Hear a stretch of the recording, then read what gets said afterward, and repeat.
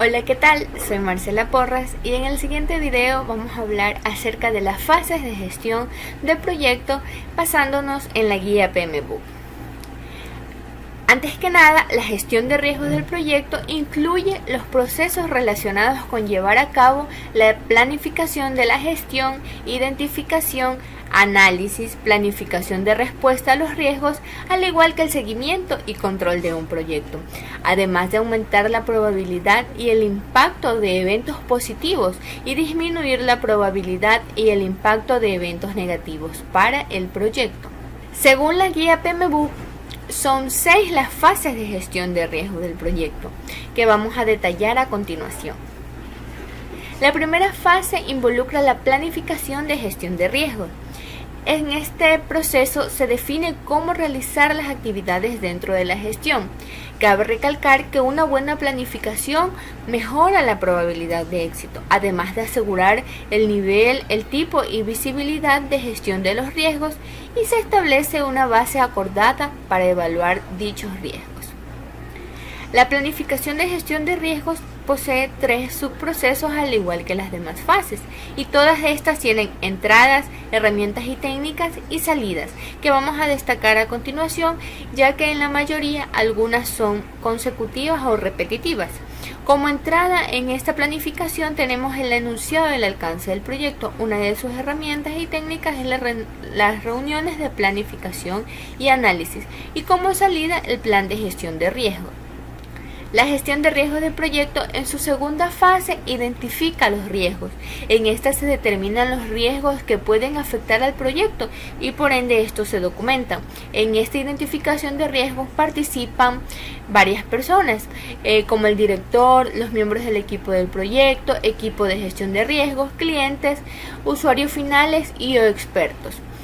Además, en esta se desarrolla y mantiene un sentido de propiedad y responsabilidad por los riesgos y las acciones de respuesta asociadas. Como ya lo mencioné anteriormente, posee entradas, herramientas y técnicas y salidas. Como tercera fase, se realiza un análisis cualitativo de los riesgos, en el que se priorizan los riesgos y se realiza el análisis o acciones posteriores, evaluando y combinando la probabilidad de ocurrencia y el impacto que ésta generaría. Se evalúa la prioridad de los riesgos identificados usando la probabilidad relativa de ocurrencia y se destaca que este es un medio rápido y económico de establecer prioridades para la planificación de respuesta a los riesgos. En su cuarta fase se realiza un análisis cualitativo de los riesgos. Este proceso consiste en analizar numéricamente el efecto de los riesgos identificados sobre los objetivos generales del proyecto. Se aplica a los riesgos priorizados mediante un proceso y se analiza el efecto de estos eventos y se utiliza para asignarles una calificación numérica individual o para evaluar el efecto de todos los riesgos. Ahí tenemos las entradas, herramientas y técnicas y las salidas. En la quinta fase se planifica la respuesta a los riesgos, en donde se desarrollan opciones y acciones para incrementar las oportunidades y reducir las amenazas a los objetivos del proyecto. Esta incluye la identificación y asignación de una persona para que ésta asuma la responsabilidad de cada respuesta de los riesgos acordado y financiado. Y se presentan metodologías utilizadas comúnmente para planificar las respuestas a los riesgos. En esta fase, una de sus salidas importantes son los acuerdos conceptuales que se realizan acorde a los riesgos y por ende las actualizaciones a los documentos del proyecto. Como última fase, monitorear y controlar los riesgos.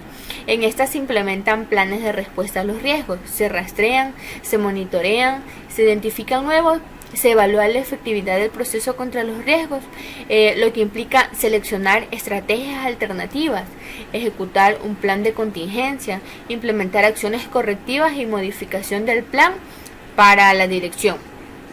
y se incluye una actualización a los activos de los procesos que en las otras fases viene dados como entrada antes de dichas fases.